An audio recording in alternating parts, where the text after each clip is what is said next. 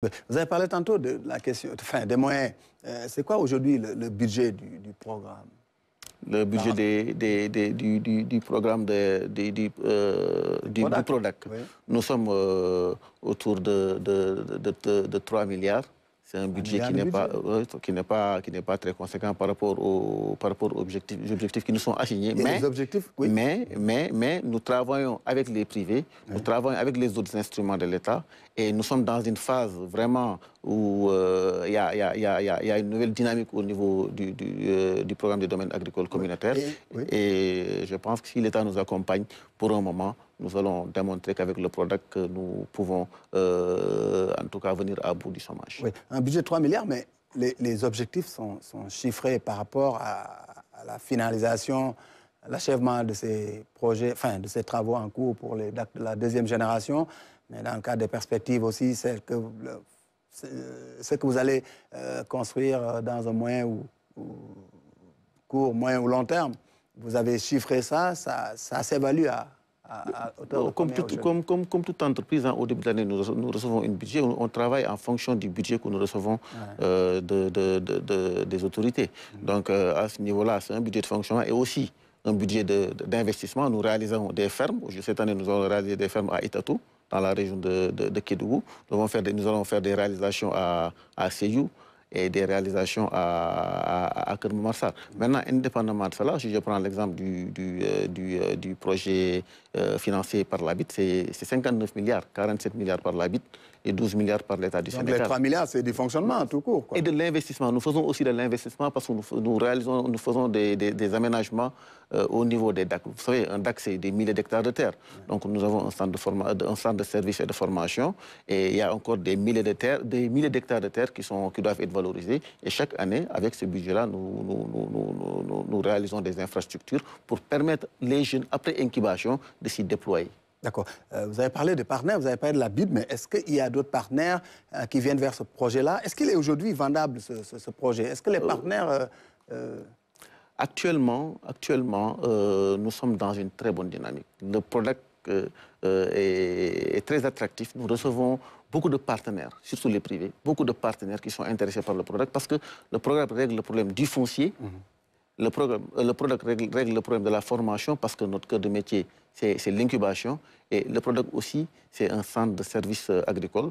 Aujourd'hui, un investisseur qui a des moyens, qui veut investir dans l'agriculture, peut s'installer à CFA, à Kermamarsar, à Itato ou dans d'autres DAC, peut aujourd'hui bénéficier du foncier, peut bénéficier aussi du fait qu'il y a des jeunes qui sont déjà formés au métier de l'agriculture et aussi des centres de services agricoles. Et pourquoi les investisseurs ne viennent pas? Je vous dis que les investisseurs viennent actuellement, je ne sais pas. Vous avez parlé d'un Espagnol Beaucoup d'autres entreprises, je ne vais pas citer, il y en a beaucoup d'autres, vous savez, qui aujourd'hui souhaitent se déployer dans les DAC à travers le Sénégal.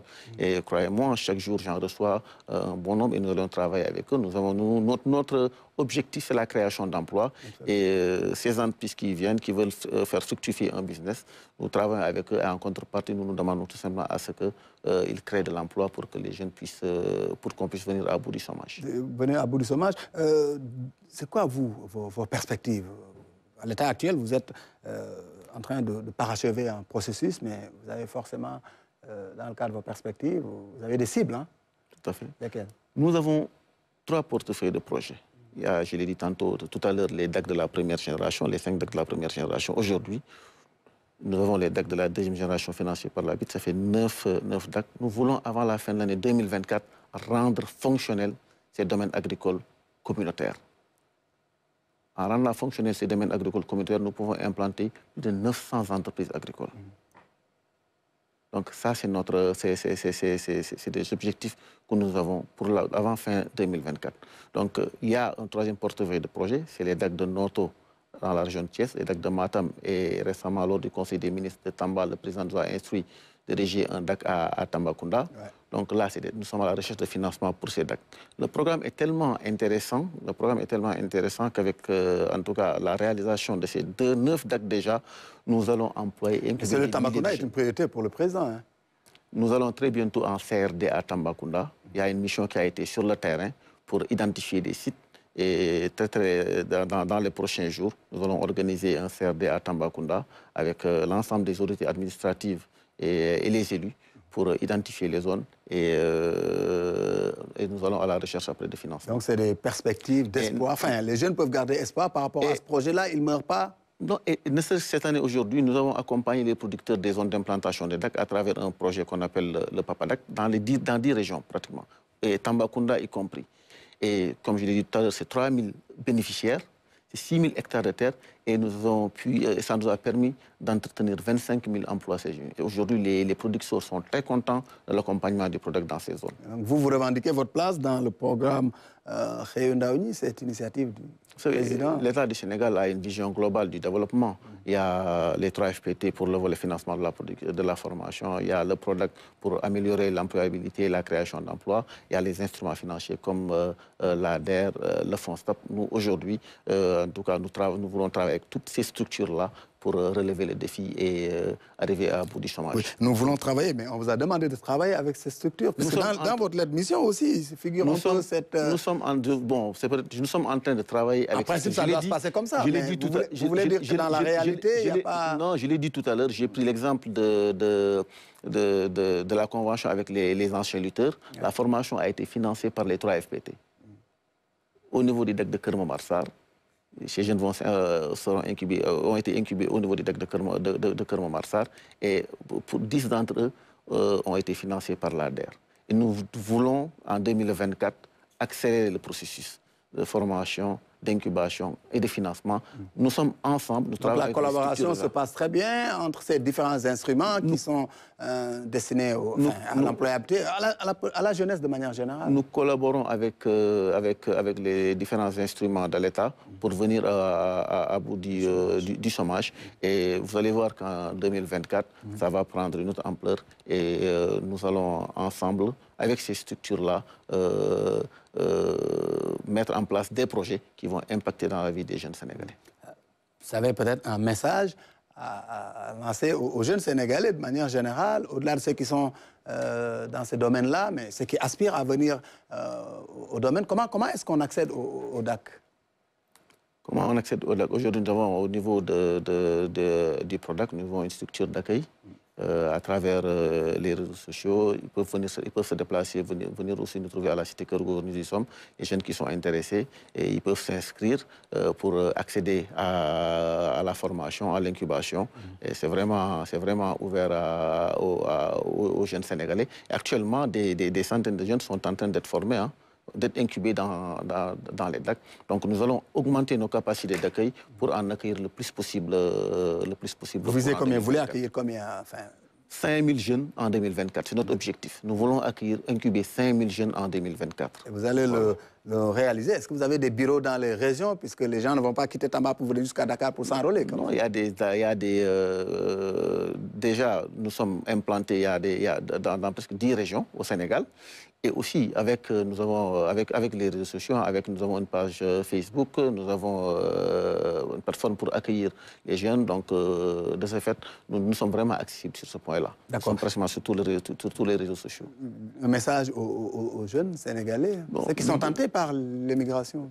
Dire tout simplement aux jeunes Sénégalais que nous voulons faire des jeunes Sénégalais des entrepreneurs agricoles. Et que la vie, tout ne se fait pas en un jour. Vous savez, je le disais tout à l'heure, le phénomène de la migration, c'est un phénomène qui est très complexe. Ça dépasse la question de l'emploi. Nous avons maintenant des jeunes qui parfois sont très pressés.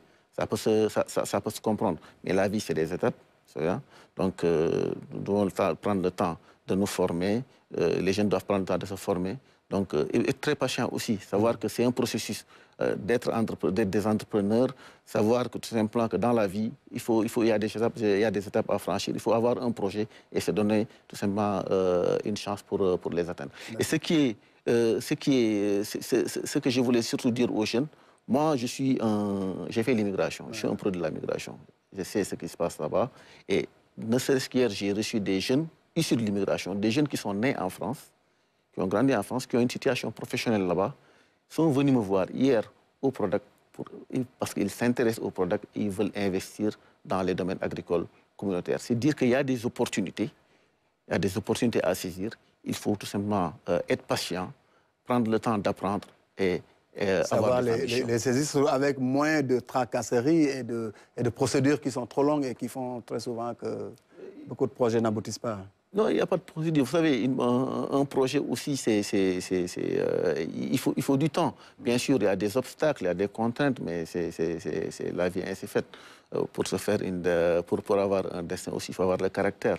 Quand on a un projet, on se donne les moyens d'atteindre les objectifs qu'on s'est fixés. Vous êtes le coordinateur du PRODAC. Le coordinateur doit être un homme de terrain. À quand remonte votre dernière visite dans un DAC? Moi, je suis tout le temps dans les domaines agricoles communautaires. Ma dernière visite, c'était à Kermamarsar, au début du mois de septembre. Je dois y retourner normalement la semaine prochaine. Je serai aussi à Kédougou dans les prochains jours.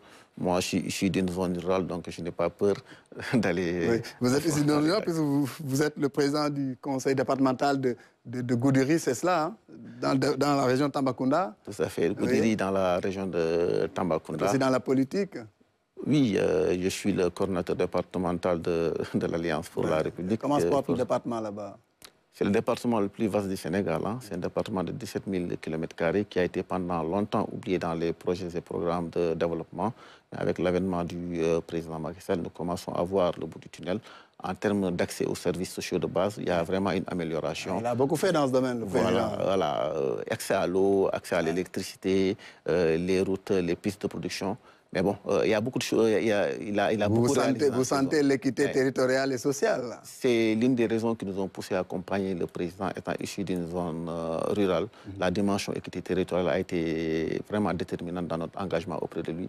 Et le président de la République a parfaitement joué sa partition. Et nous allons continuer à cela. C'est le politique qui parle avec l'actuel Premier ministre, notre candidat à l'élection présidentielle, pour poursuivre l'œuvre du président Macky Sall. Donc les jeunes de Goudiri sont en droit d'attendre rapidement les retombées du DAC de Tambacounda. Hein, qui va... Déjà, il y a des jeunes de Goudiri qui sont en incubation dans les DAC. Ils sont combien?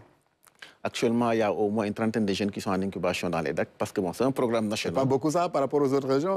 Vous avez combien en incubation? Combien vous Actuellement, nous avons 150 jeunes en incubation. Et 30 de Goudiri? Non, quand je dis Goudiri, 30 de la région Tambacounda? 30 de la région. C'est un quota par région ou c'est... Non, non, non, du tout. Ce n'est pas un quota par région. Mais vous savez, nous sommes à Goudiri, il n'y a pas de... actuellement, dans la région de Tambaka, il n'y a pas de domaine agricole communautaire. Il faut une discrimination positive, quoi. Pas de domaine agricole communautaire. Et au niveau des zones d'implantation des DAC, à CFA, beaucoup de jeunes sont passés par le DAC, ont été formés.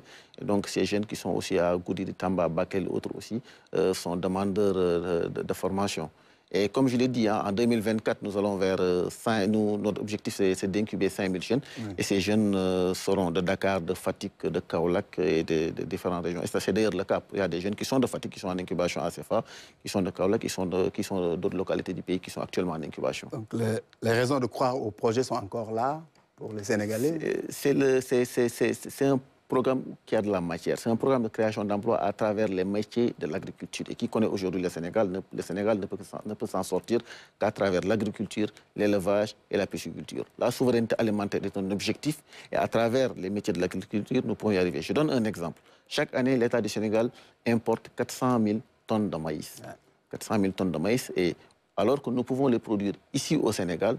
Et la production permettrait tout simplement de créer tout simplement des milliers et des milliers d'emplois. C'est dire tout simplement qu'il y a tout ce qu'il faut aujourd'hui pour que les jeunes puissent réussir au Sénégal, subvenir à leurs besoins et pour qu'on puisse aussi, à travers l'engagement des jeunes, atteindre l'autosuffisance alimentaire. Je vous remercie. C'est moi qui vous remercie. Djimo Souaré, coordonnateur du PRODAC, le programme de domaines agricoles communautaires. Le point ce soir est fini. Rendez-vous mercredi prochain pour d'autres questions d'actualité.